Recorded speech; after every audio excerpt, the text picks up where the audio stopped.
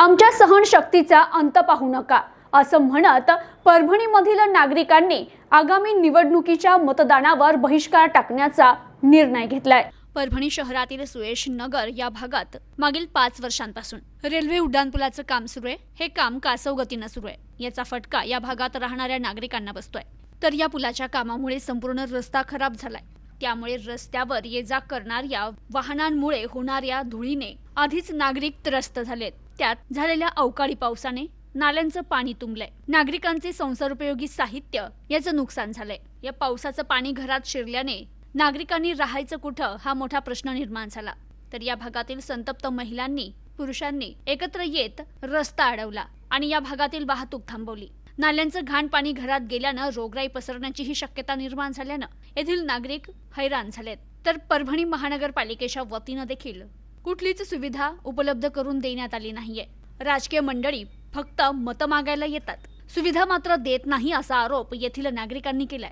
तर लवकरात लवकर आम्हाला होणारा त्रास दूर करा, मूलभूत सुविधा आम्हाला उपलब्ध करून द्या, तरच आम्ही मतदान करू, अन्यथा मतदानावर बहिष्कार टाकू असा निर्धार परभणीतील नागरिकांनी केलाय। पाणी सगळं घरात आलेलं आहे, आमचा रस्ता बनवून द्या। आता या 8 दिवसात म्हणाले, 8 दिवसात सांगायला 8 दिवसात होऊन जायला पाहिजे काम। हा सगळं बघा तुम्ही, घाण किती आलेले आमच्या घरापर्यंत, तुम्ही तिथं येऊन घ्या। आणखी उद्या मतदान होणार नाही म्हणा, उद्या मतदान आम्ही कोणी करायला येणार नाही। आता उद्याचा दिवस मध्ये 1 दिवस आहे म्हणून सगळेजण बोलाय तुम्ही 8 दिवस होऊन जाईल म्हणून। 6 वर्ष झाले काम काय कंप्लीट झालेलं नाही। इकडे कोणी आले का तुमच्या मदत करायला? कोणीच आलं नाही आणखी। ते काय आता बघा तुम्ही, घरापर्यंत पाणी आलेलं आहे आमच्या, कोणीच नाही सहन करायला 20 वर्षापासून सहन करायला। घरात पाणी, दारात पाणी, कसं बसणार, कसं जेवणार, आम्हाला किती त्रास आहे। लेकरं बाळ आहेत आमचे, मग आमच्या लेकरं बाळांना बाहेर सुद्धा पडता येईना। मग किती त्रास काढा आम्ही, काढून किती त्रास काढायचा। 20 वर्ष झाले त्रास काढायला, कोणीच येत नाही। आता मतदान करायचंच नाही यावेळेस, बिलकुल करणार नाही। इथून तिथून कोणाला करू पण देणार नाही बघा, आम्हाला बिलकुल करू देणार नाही। हा बोला मावशी बोला, सरकारने बोलायला पाहिजे। आमच्या घराला किती त्रास आहे। आम्ही कुणी मतदान करा, आमच्या गलीतलं कुणी येणार नाही बघा। आता मतदान झालं संपला, विषय संपला, मग पुन्हा कुणी बघत नाही बघा। किती त्रास काढायचा। आता पावसाळ्यात कसं होणार आहे, आमची लायकी आहे का दुसरीकडे किरायानं राहायची करायची।